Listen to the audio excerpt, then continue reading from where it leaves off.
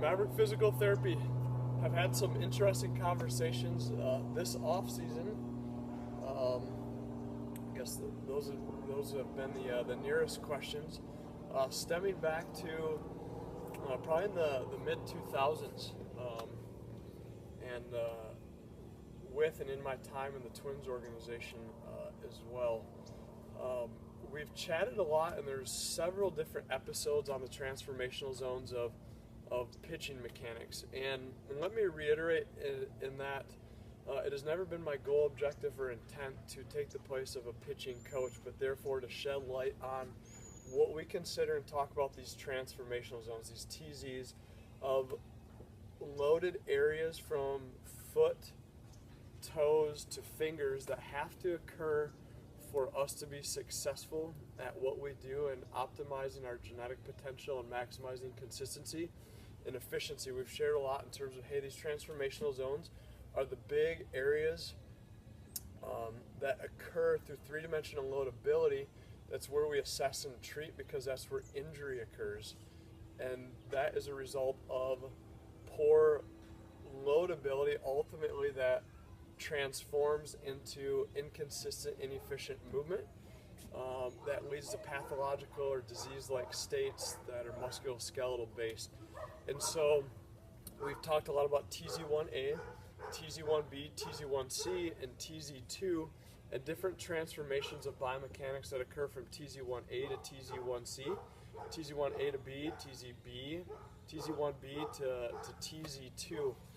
And it's significant to note that, again, that, hey, with regards to these transformational zones, it doesn't matter if you're a throwing athlete, pitcher, an infielder, outfielder, catcher, although this is a little more specific with regards to baseball.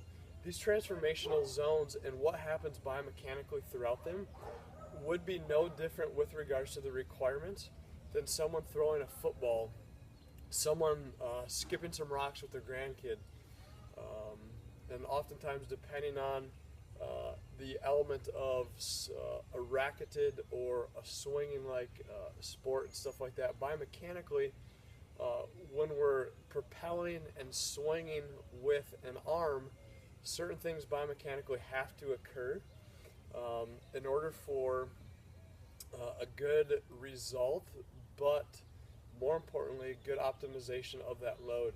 So what I wanted to share and talk about today is that a little bit more so, and this is pretty sophisticated, the transformational zone TZ1C to TZ2 and what actually kind of takes place. We're going to rewind and we're going to forward, and then we're going to kind of shift back and forth like a little typewriter at times as well, to kind of give us a little bit of an idea in terms of eliminating shoulder and elbow pathologies, and maybe dig deeper into kind of the conversations that ultimately lead us to those points, and what we can do to minimize that, and what we can take a look at that can maybe be at the root of things. So in terms of a TZ1C position right here, if I'm a right-handed pitcher, so I've gone from, and just to keep it simple, we'll go kind of just from the stretch position here. So we reference this as TZ1A. So TZ1A right here, TZ1B, and TZ1C.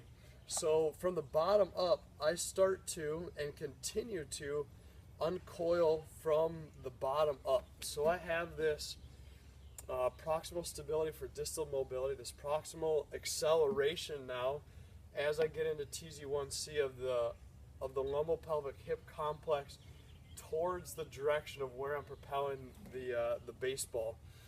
And as I do so, we've talked significantly about also this top-down driver. Why is that important, and what is it doing?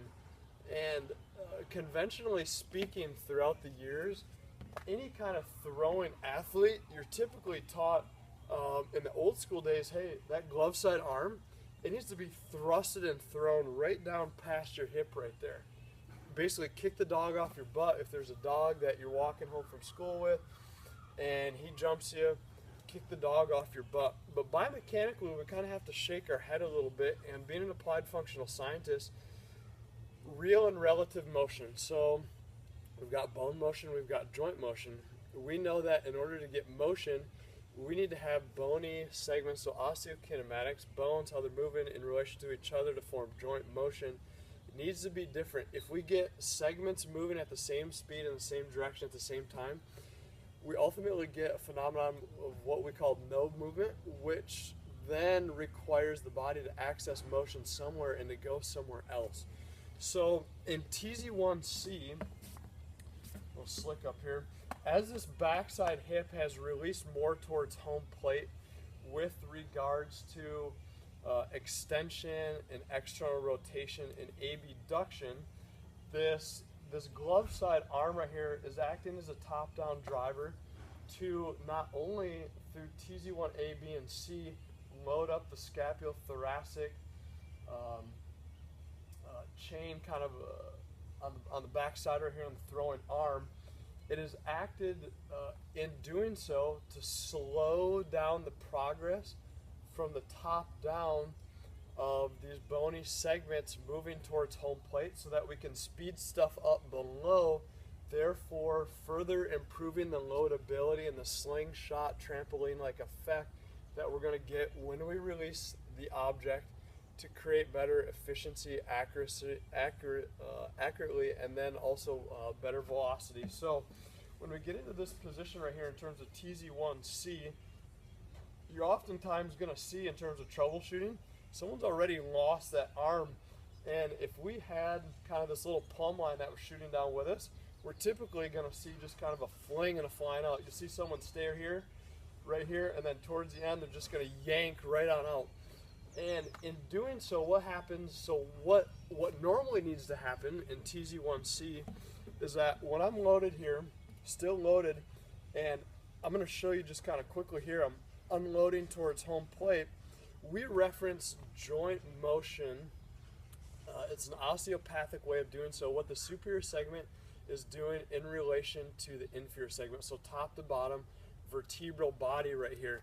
And if I have vertebral bodies that are down below on the Christmas tree that are rotating left towards home plate quicker than what they are quicker than what they are from the top, we get relative right rotation. We get this gapping of the segments from the top down right here, which is going to further improve our loadability here. If we lose this front side glove arm right here to give us a rotation left or position of these vertebrae that are moving left now, the speed at which things occur from the top down is faster and quicker, to the point in that we don't get right rotation throughout the thoracic spine. We don't get an externally rotated scapula and therefore glenohumeral joint with that good posterior tilt and that good kind of retraction and kind of some of that upward rotation right here. We lose that, and where does that go then in terms of motion? We see it go to the shoulder, and we see it go to the elbow, which are poor little guys get blamed for everything. We make them out to be little rascals, and they're actually just like a well-behaved kid in church. And so what happens here is as we transition from TZ1C then to TZ2, there's a point at which things kind of change a little bit, in that this glove side arm, we still don't want to yank. Even when we're coming towards home plate, there's obviously rotation from the top down through the thoracic spine to the left. There has to be. But again, relative motion, position versus motion itself. We need something going faster or slower than the other to give us the motion that we need. The problem that we typically run into still is that when we get here and we're starting to unwind and get closer to TZ2, so for our release here, what we typically see happen, even when we get to this point, even if we're still good here and we're starting to uncoil and release that ball, we're still seeing this swivel. So basically this yank out, we're trying to create motion, we're trying to create power, we're trying to create force as a result of, and that should be a first indication that, hey, something's not right somewhere else throughout the system, loadability-wise, whether it's mobility, stability, a hybrid of both. We need to look at other areas. As we get to this point then, and as we unravel towards home plate, the scapulothoracic joint is going to act quite differently right here. And it's even through release that we basically, this glove side arm, this top-down driver, continues to act as this integrated stabilizing mechanism that's actually helping us load internal rotation of the left hip and adduction of this left hip, so that when we get to TZ2, it allows us to uncoil with extension to home plate. So if we lose that glove side arm right there and yank on out, we lose the power of the posterior pelvic girdle complex in propelling us towards home plate. As we transition to TZ2 right here, in terms of scapulothoracic motion, thoracic spine motion, glenohumeral joint motion, you're going to get to a point in which now the scapula is left scapula, I guess you could say, it is externally rotating in terms of bone motion. You've got left rotation of the thoracic spine, the lumbar spine towards the target, but now thoracic spine on the scapula, so body on arm almost, has to be rotating left faster than what the left glenohumeral joint or the scapula is rotating towards home plate, which is then going to give us some basically some left rotation throughout the thoracic spine, which we do not get if we get into this position and yank out. We literally get the phenomenon of no motion, TZ1C, and then transition into TZ2. Everything is moving at the same speed, which then places a significant amount of shearing force throughout the glenohumeral joint and the elbow.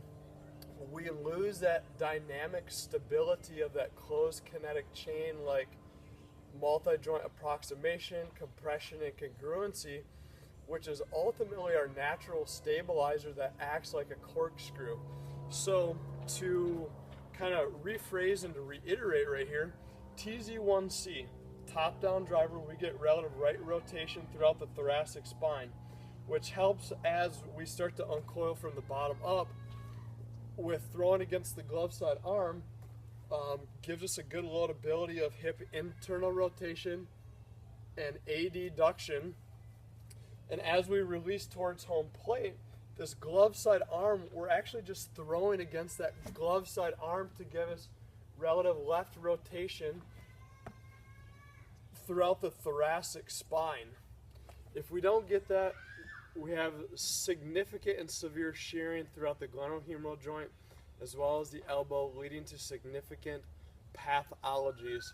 A simple cue that I'll use, and we'll go through some strategies and techniques for this, is to throw against that glove side arm, and we've got some good strategies and techniques to continue to slow down that left upper extremity to give us that relative right rotation and that relative left rotation to prevent us from losing from our hip what we need to lose.